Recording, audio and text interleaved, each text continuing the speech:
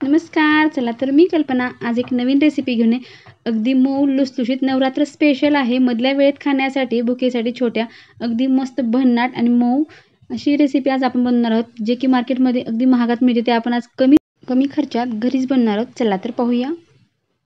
1 वाटी साखर आणि 1 वाटी आपण शेंगदाणे घेतलेले. शेंगदाणे न भाजता घेतलेले, कच्चे शेंगदाणे घेतलेले आहेत.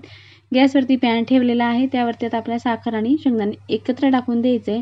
मिक्स करून आपण ह्या ठिकाणी शेंगदाणे आणि साखर असं भाजून घेणार आहोत. शेंगदाणे आणि साखर जेव्हा भाजते तेव्हा कॅरॅमल तयार होते आणि साखर ही वितळायला सुरुवात झाली की अगदी छान कुरकुरीत हे शेंगदाणे साखरेमध्ये भाजले जातात. अगदी तळल्यासारखे इतके चविष्ट हे शेंगदाणे तयार होतात. पूर्ण साखर वितळेपर्यंत आपल्याला शेंगदाणे असंच भाजून घ्यायचंय. अगदी गॅस मिडियम ठेवून आपण असंच भाजून घेणार आहोत.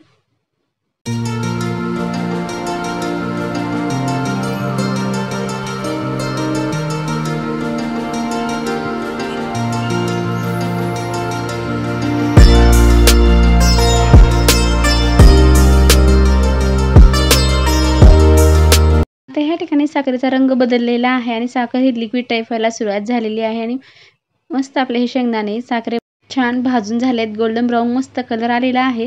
ह्या ठिकाणी एक प्लेट घेतलेली आहे. त्या प्लेटमध्ये आपण बटर पेपर टाकून घेतलेला आहे. बटर पेपरला थोडंसं तूप लावून घेतलेलं आहे. त्यावरती आपण जे लिक्विड तयार करून घेतलं ते टाकून दिलेलं आहे. एक 10 मिनिटाकरता आपल्याला थंड होऊ द्यायचं आहे. थंड झाल्यानंतर पेपर हा आपल्याला बाजूला काढायचा आहे. अगदी अलगद हा पेपर निघून जातो. प्लेटला जरी साजूक तूप लावून टाकलं तरी चालते. आता ह्या ठिकाणी आपण पेपर काढून घेतलेला आहे आणि त्याचे तुकडे केलेले आहेत. अगदी मस्त अशी सुद्धा आपण हे चक्की टाईप खाऊ शकतो. अगदी कुरकुरीत खमंग अशी ही चक्की लागते. ह्या ठिकाणी मिक्सरचं भांडं घेतलेलं आहे. मिक्सरच्या भांड्यामध्ये तुकडे करून घेतले ते पूर्ण तुकडे आता आपण मिक्सरच्या भांड्यामध्ये टाकून अगदी छान बारीक अशी आपल्याला ह्याची पावडर बनवून घ्यायचं आहे. अगदी खूप लवकर अगदी 2 मिनिटात ही पावडर बनवून तयार होते. इतकी क्रंची झाल्यामुळं वेळ लागत नाही. अगदी मस्त बारीक आपली ही पावडर बनवून तयार होते. जर माझ्या चॅनलमध्ये नवीन असेल तर प्लीज चॅनल लाईक करा, शेअर करा, सबस्क्राईब करा. जेव्हा मी असे नवीन व्हिडिओ बनवेल सर्वप्रथम तुम्हाला पाहायला भेटतील. पाहू शकता अगदी मस्त अशी आपली पावडर बनवून तयार झालेली आहे. 1 मिनिटामध्ये अगदी मस्त पावडर बनवून तयार झाली. आता गॅसवरती पॅन ठेवायचा आहे. अगदी गॅस मिडियम ठेवून पॅन ठेवून घेतलेला आहे. दुधावरची आपण ह्या ठिकाणी मलाई टाकून घेणार आहोत. मलाई तुमच्याकडे नसेल तर तुम्ही ह्या ठिकाणी अर्धी वाटी दूध आणि त्यामध्ये 2 ते 3 चमचे इतकं जर दूध पावडर टाकलं तरी चालते. अगदी माझ्याकडे मलाई असल्यामुळे मी मलाई टाकून घेतलेली आहे. ह्या ठिकाणी थोडंसं आता वितळवून घ्यायचं. फक्त गरम करून घेतलं. एक उकळी आली की आपण ह्यामध्ये जी पावडर आपण मिक्सरला काढून घेतलेली आहे ती टाकून देणार आहोत. अगदी मस्त नेहमीपेक्षा भन्नाट आहे. लहानापासून मोठ्यापर्यंत आवडणारी, नेहमीपेक्षा वेगळी आणि अतिशय चविष्ट अशी ही रेसिपी आहे. तुम्ही नक्की ट्राय करून पहा. आता जे मिश्रण करून घेतलंय ते मिक्स करून घ्यायचंय. जेव्हा हे दुधामध्ये आपण मिश्रण टाकतो त्यावेळेस हे मिश्रण आपल्याला सुरुवातीला पातळ वाटते. नंतर जेव्हा शिजत येते एक 5 ते 10 मिनिटांमध्ये अगदी मस्त घट्टसर आपला हा गोळा बनून तयार होतो. बिलकुल ह्या ठिकाणी आपल्याला घाबरायचं नाही. जर तुमच्याकडून दूध किंवा साखर जास्त झाली तर ह्या ठिकाणी तुम्ही आणखी शेंगदाण्याची पावडर करून टाकली तरी चालते.